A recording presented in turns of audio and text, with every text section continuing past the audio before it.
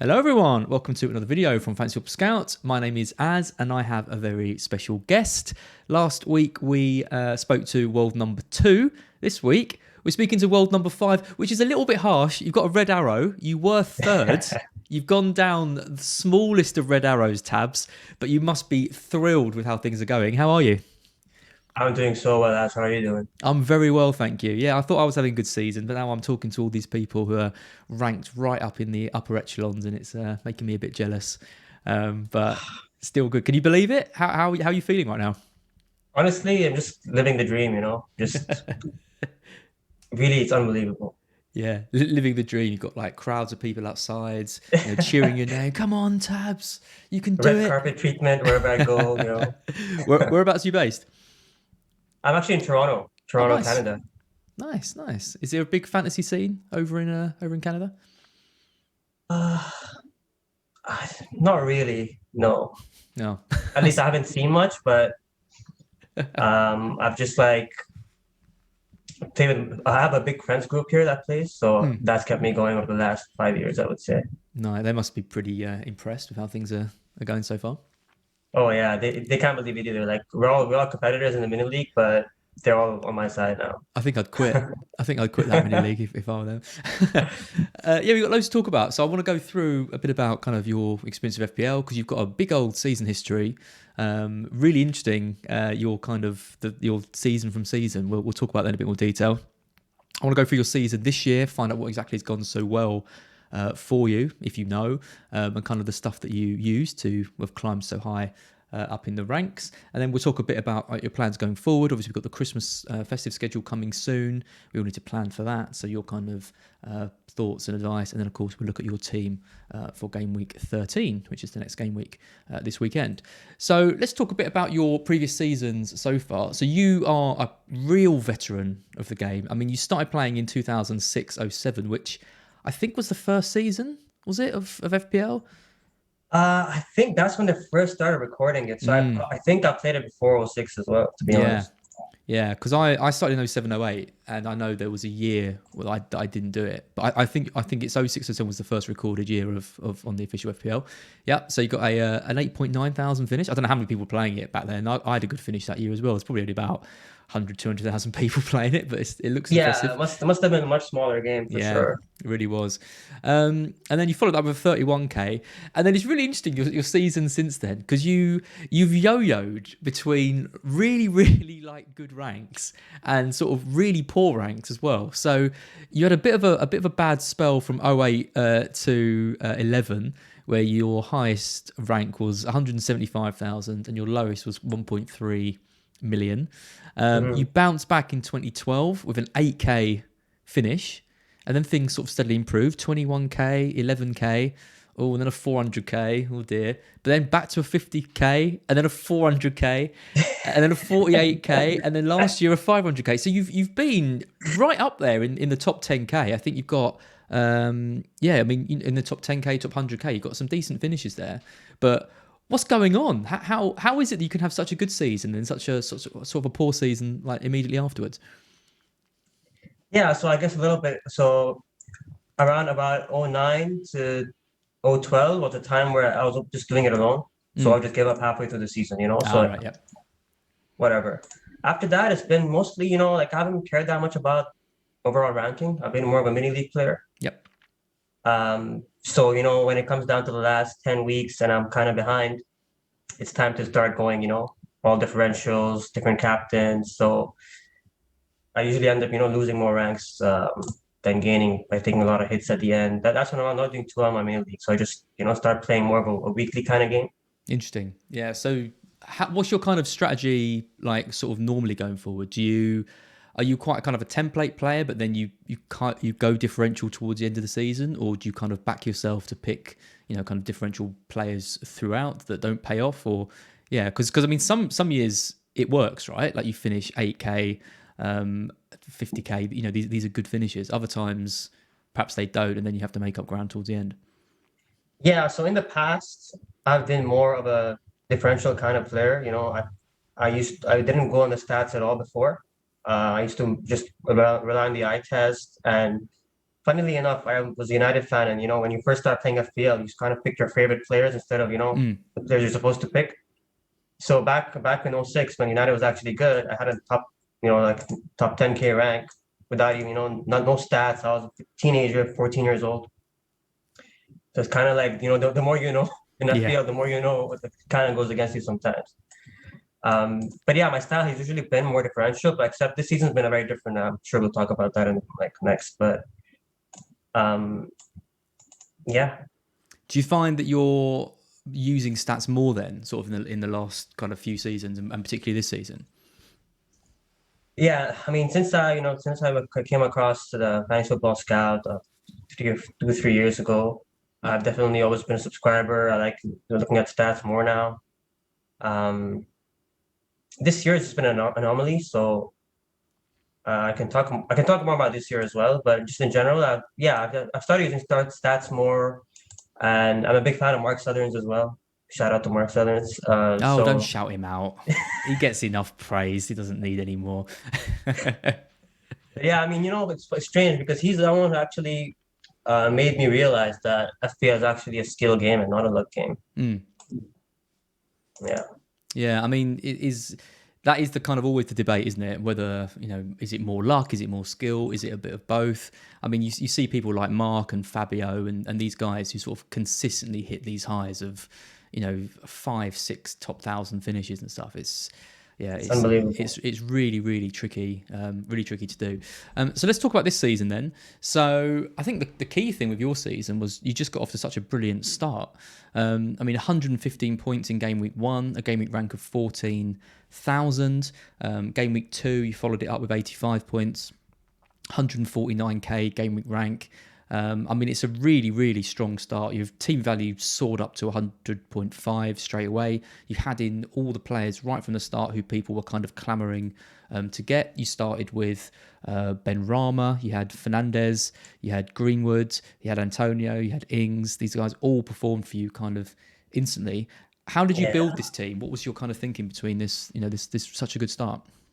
Yeah, so this season I had a very defined strategy actually, which I never had before. So I saw the fixture list and I was like, I'm going to make a team for the first 7 weeks, and I'm going to wild card after that. Obviously, it wasn't like 100%, but having a plan was so important for me because I could just focus on the first 7 weeks. And based on the fixtures, if you can notice, I don't have any City or Chelsea players, and I went heavy on 3 teams basically: United, Liverpool, and West Ham. Yep. Yeah, so the double triple ups, the concentrated bets on high conviction picks. So I got super lucky there. I mean, Ben Rama was one. I was pushed over the edge by Mark, but otherwise, I just ignored City, Chelsea, and that kind of helped me a lot because I was able to focus on the teams with great matches, and then they went and performed, which is the part out of your control. Yep. So you had a strategy in terms of focusing on these teams, but you also do you listen to a lot of content and kind of read a lot of stuff and listen to different podcasts and things? Because you mentioned Mark. I mean, Ben Rama was someone who felt like was quite big on the kind of like Twitter Fantasy Scout template. There was a lot of people who were kind of going from it a strong preseason, good underlying stats from last year. I wasn't convinced on him. So he listened to Mark, which is probably the best thing to do in that situation. And he started off really strongly for a lot of people. So would you reckon in previous seasons he would have been someone that you'd considered, or was it because you kind of absorb different information from sources? I feel like, Ben Rama was one where, he was being touted a lot, had a good preseason as well. In the past, I may have ignored someone like that just because of, they didn't do anything last year. Why should I trust them? But the preseason was good, and like you said, the socials were pretty heavy on him. So like even the subreddit Fantasy PL is spent time on there a lot, and then Twitter. I recently started, joining Twitter, and scout discussions obviously between you and Mark and all that. Yeah, they definitely pushed me towards Benny. Because it was a good year for the template. Normally, when there's such a strong template that starts a season, it goes completely wrong. There's players that, everyone's got. I remember like Amir Zaki a few seasons ago at Wigan. He was like in everyone's team. Players like Soldado, and there's guys I who, remember all that. Yeah. yeah, people, players who like just Twitter and Scout just gets completely obsessed with, and often for good reason. Strong underlying stats, high profile move, all this kind of thing. But the only player that didn't really deliver right from the start from pretty much every team was Shaw. Luke Shaw, yeah. Yeah, so Shaw disappointed a lot of people, but I Yeah, mean, I got rid of him in game week 3, I believe, for not Simicast. yeah. Well, a lot of people kept him, right? That was one of the things that I think what I've seen from the moves you've done was that you were proactive in getting rid of players and not holding on for them, trying to hope for that kind of big haul. Right. So yeah, it's really interesting. But yeah, I mean, I got 95 points in game week 1, which was an overall rank of 716k, which is probably one of my best ever starts to a season.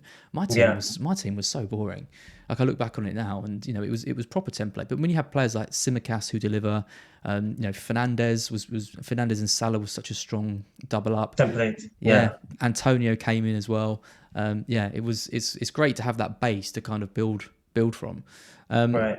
What I did was I looked at our kind of seasons on Premier Fantasy Tools, and I mean I'm 12k in the world. I'm about, I can't remember how many points I'm behind you. 841. How many points are you on? You're on. I'm on 922. So I'm about 80 90. points.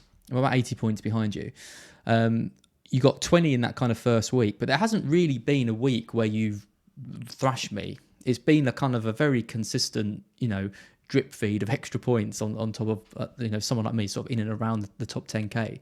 Because that's the difference. I mean, obviously everyone's kind of aiming for the top 10k, but the fact you're 5th in the world means that every week you're gaining points on people, and that's what you're doing. But you haven't played perfectly. No. Like, this is what's so interesting about this kind of stuff. Is like you captained Fernandez, I think, in game week 2, for example. Yeah, I've had maybe 4 or 5 captain blanks. Yeah. So often you think, you've got to kind of get everything right to get into these top sort of tier positions, but you haven't. You've got some stuff wrong, but you've got more stuff right than you've got wrong. I think the biggest 2 things I got right, they were very structural. The first one was the game week 1 crazy start with the picking everyone who scored, which obviously, you can't really control that. But then the next important thing was my wild card. Yep, I've got that here. So yeah, because in the wild card, sorry, go ahead. I was going to say you wildcarded in game week 8, which was just your plan, like you just said. Yeah. You got in players like James, Chilwell, Cancelo, Trent. So you got in on the big at the back, very early on. Foden, Salah, Saka, Lukaku, Hwang. It's very, very similar to the wildcard that I put together. When you did it, you were ranked 500th in the world, and it's off the back of that wildcard pretty much that's seen you fly so high. Yeah, so I watched the Chelsea game on game week 7, where I happened to have Aspie as well, just for that 1 week, where just the wing backs were just bombing forward, and I was just like, this just looks like a really good idea. And no one's recommending it, because people were kind of not down for the back yet, compared to now where everyone is just like, it's template now. Yeah. But like every season, the pundit and analyst just wasn't, because it's so against, the FPL, I guess, rules. Yep. But the wing backs just changed the game this season, I think. Yeah, I think it's the blend of, you've got to do research, you've got to look at stats, you've got to listen to content, that's being made by people, to get ideas like Ben Rama.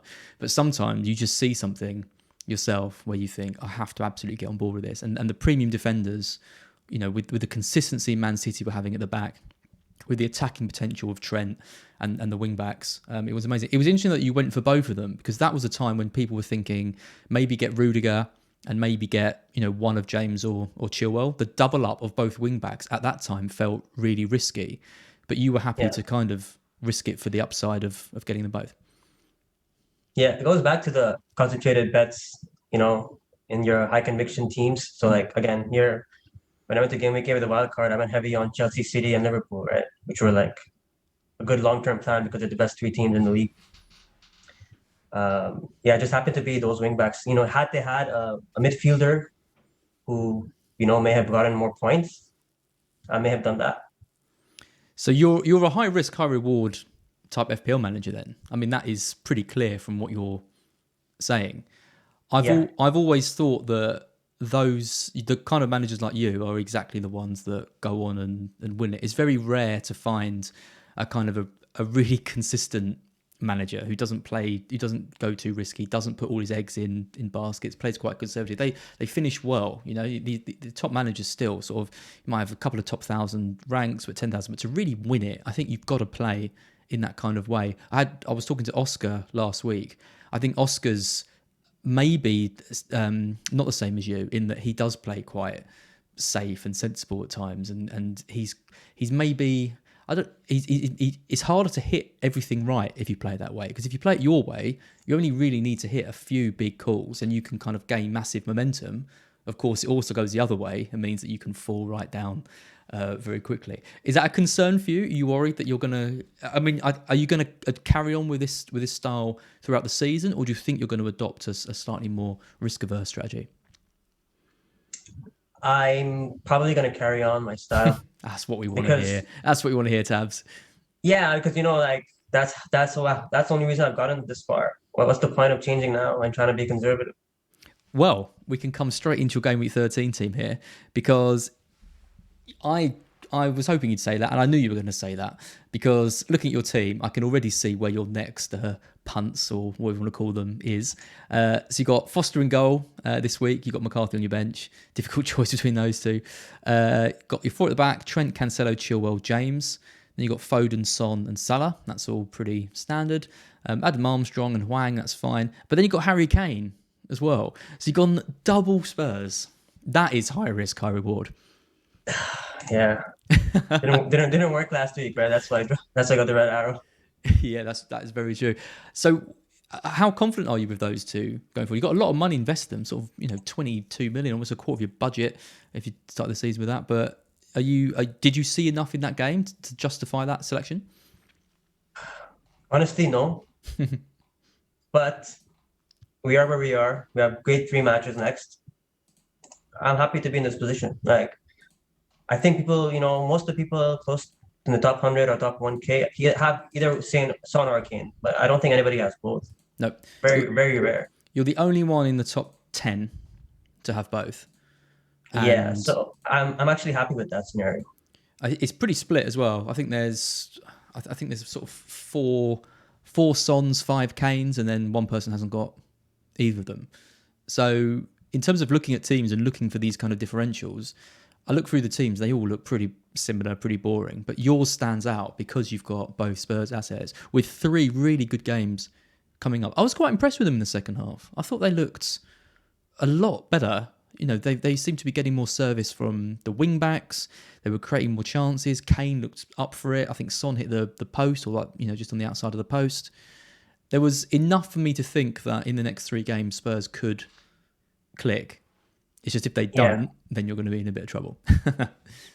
Yeah, honestly, you know what? Like you said, I mean, the budget is also something which is kind of concerning, but at the same time, it's a bit of a comfort spot. It's like, okay, if they don't do well, I have like 22 million to spend.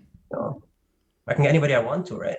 Yep. Is there anyone you're looking at over the festive schedule that you're looking? Is there anyone that you wish you had, first of all, and is there anyone that you're looking to bring in? Yeah. So the one player is who I wish I had is Diego Jota. And actually, it was a choice last week I had to make between Son and Jota. I went for Son, which obviously didn't work out that last week. Now the only way I can do it is by getting rid of Foden, which I think I have other problems to fix first. The other team you don't have any representation of is Brentford, who have gone sort of completely off the boil lately. I mean, I've got Double, for example. I've got Tony and Mbomo. I mean, majority of teams that I see and listen to have Tony pretty much. You've got Adam Armstrong. You've got a kind of a bit of a three-way battle, I guess, between Armstrong, Adams, and Broja. You've got Hwang as well. So you've gone for two, quite cheap sort of left field strikers alongside Kane, too. You happy with those two? Three risky strikers, I'd call them. Kane, I'm okay with for now. Armstrong, he had a great fixture run, and to be fair, he actually returned well in that fixture run.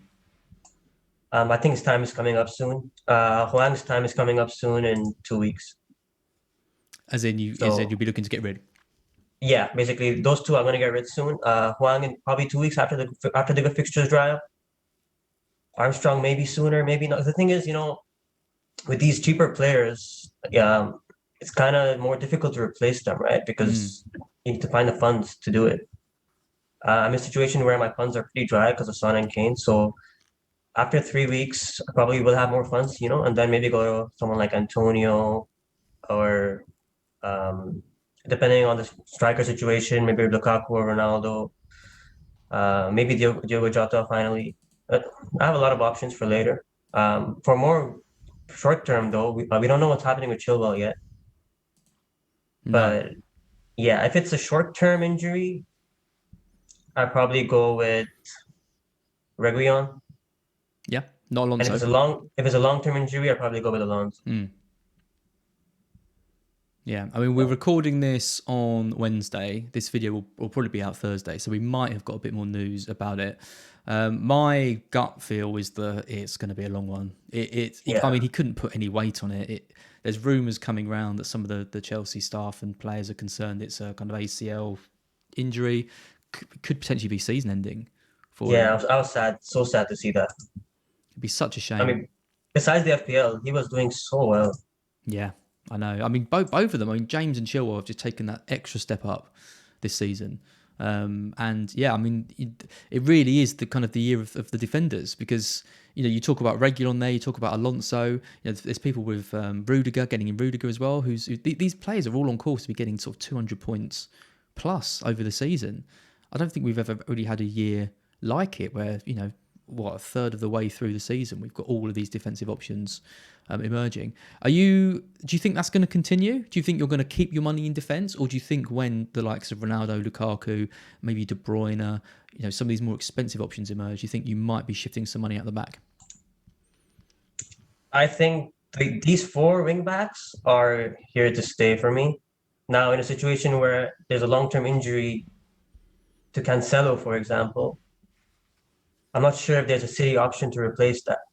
Mm, As in, Zinchenko and Walker, they're decent players, but nothing like Cancelo in terms of attacking returns, right? no, But in terms of Chilwell to Alonso, it still makes sense because Alonso's also a great attacking player.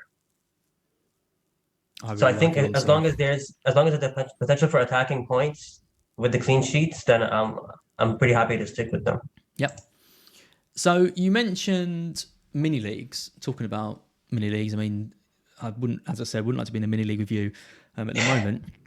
Is that how you're kind of treating this then? Do you think when you get into this position of being in fifth, you can look at the kind of, the top 100, top 200 as being in a bit of a mini league, right? So do you think you'll be basing transfers on what other people are doing? Do you think you'll be trying to find differentials on those top 100, 200?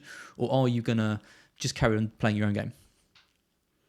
I think right now it's way too soon to be start looking around. Uh, just gonna play my own game for now. Obviously, some decisions are just more based on just not the top 100, but just the general population. So, for example, the Son and Kane thing. I just know that most people won't have them both because of Mm, budget issues and just because of they were busy trying to like bring in all the players I already had, so they wouldn't be able to have the transfers to do it. yeah. I mean, it's interesting when you mentioned the players that, that you're kind of worried about not owning. There's only really Jota, isn't there? Yeah, I yeah. mean, I looked at my own team, and it's pretty similar to yours. I mean, I didn't have Chilwell, who I was worried about, and Jota. I mean, maybe like someone like Gallagher, who's been doing really well. It seems weird to think that a Crystal Palace midfielder could be someone that has given us kind of sleepless nights. But really, it does feel like at the moment there's a bit of a barren of options. There's not too many players who I'm going into each game week fearing. People's squads are quite similar. It's all just a bit kind of, I don't know. It's a bit dry at the moment. Yeah. Probably doesn't feel like for you being fifth in the world, but having two Spurs players at least gives you a chance if they do start performing over the next three to push on when other people are just going to be, stuck with the same kind of players. Yeah, agreed there. I mean, it may end up being three of them if Chilwell has good news. Let's see what happens with that. So yeah, oh yes, you'll be getting regular of triple Spurs. Now that will be Yeah. That will be a Can't believe that I'm statement. saying that. Can't believe I'm saying that, but So would it be Reguilon over Royale? I think so. I mean, from the last two games that I watched, I think he shows enough to be a preferred option, especially only for point two more. Yep. Yep. His price has gone up, scored. He keeps the only thing with Reguilon is he keeps getting subbed. It's like his fitness levels aren't quite up to Conte's demands, but you've got to think the more Conte works with him, the more the more his fitness is going to improve. I really like Reguilon. I think if Chilwell does have this injury, I think we're going to see James approaching 100% ownership in the top 10k. I'd imagine he's already ridiculously high, but Yeah. for people who already have him, I think we're then going to see people moving to Reguilon, moving to Alonso. I don't think we're going to see big switches into Chilwell out for another forward or another midfield. I think there's enough options in the defence to keep people invested quite heavily in that. You mentioned Ronaldo. It's going to be interesting to see when he comes back into it, or whether he does under Carrick or whoever else they've got in, because the fixtures turn really nice if United. Yeah, I know. It's a shame that, the club is in such a situation right now with good matches coming up. But yeah, with Ronaldo, I mean, again, yesterday he scored, right? He just keeps scoring, even if the team isn't doing well. So it could still be an option, even with Carrick or whoever else they have. Yeah. Who do you support? For me, it's probably going to be like if Kane doesn't do anything in the next three games, it has to be Lukaku or Ronaldo for me. I completely agree. Are you a United fan? I'm a United fan, yes. United fan. Unfortunately, I could tell. I could tell from the disappointment in your voice. If you're not a United fan, you tend to be loving it, everything that's going on with the club. But yeah, you can tell a United fan just by it's the sigh as you think about the kind of season. It's that generation of glory hunting teenagers, Yeah. I was very much a part of that until I switched allegiances to Brighton, which has not been particularly glory, although it's better than it was sort of 10 years ago. So are you expecting big things from United going forward, or do you think this is going to be a season where they finish? I mean, can you see them finishing in the top four, for example? I right now don't see top four for United. I don't see it. There's West Ham doing well, and then Spurs will start doing better. That's already, two more teams than you want. Yeah. Yep. And back to FPL. When will you start believing you can win it?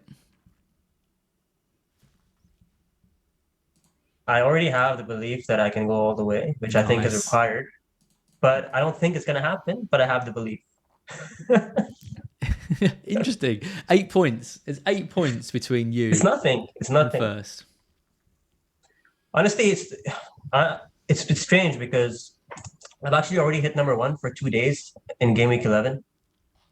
So I've taken my screenshot of that. So there's no more pressure anymore. I'm just enjoying it now. There's 20 points between you and 50th. Again, not much. There's not much in it between you and even in the top 100. It's one bad week, It's 1 week of Son Kane blanking and a Jota hat trick, and I'm in trouble. Yeah, it's very true. Well, hopefully that won't happen. Hopefully Son and Kane will deliver. I like the fact that you've got something a bit different on some of the other people around you. I think it's gonna be really interesting to see what you do with Chilwell. I think that's we get these choices to make every part of the season. A highly owned player, everyone's moving with them. You get an injury like this, absolutely horrible for the player. But in some ways, purely from an FPL perspective, it can make the game a little bit more interesting because we're going to see shifts in strategy now between where do people go. Reguilon, Royale, Alonso. Do people move the funds out of the defence finally and try and attack some of the more attacking players? So yeah, I'll be keeping my eye on the move that you make. What advice would you give for anyone who's approaching the festive schedule? And yeah, are there any strategies or any picks that you're going to be adopting going forward for the next few weeks? In terms of strategies, one of my biggest strategies is doubling or tripling up on teams with good fixtures. So that's going to be West Ham is going to have that soon in game week 16 onwards. So you might see an Antonio Bowman double up. Bowen over Benrahma? I think now he's taken over as a better FPL option. Yeah. In terms of strategies, I plan on maybe improving my bench once I sell either Son or Kane. It's just too much money is tied up there. But I would Mm. say, yeah, have a decent bench, maybe one or two guys who can come in. There's going to be a lot of, last minute yellow flags and stuff, which you don't want to deal with transfers. Uh, and yeah, just it's a game at the end of it, right? Just have fun with it. Oh, have fun with it. Easy to say when you're fifth in the world.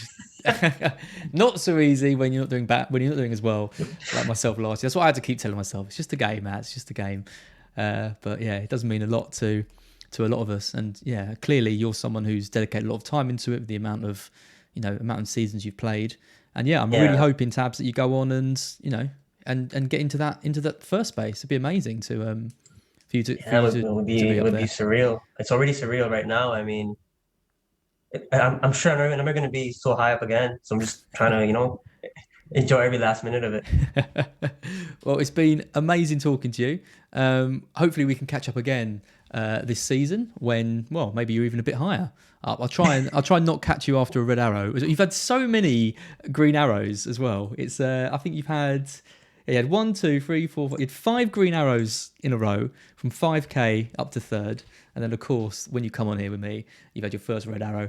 But like I said, 2 places isn't exactly the biggest of reds. But Tabs, thank you so much for speaking to me, and good luck this week. And we'll check in again soon. Thanks for having me, Az. It was a pleasure.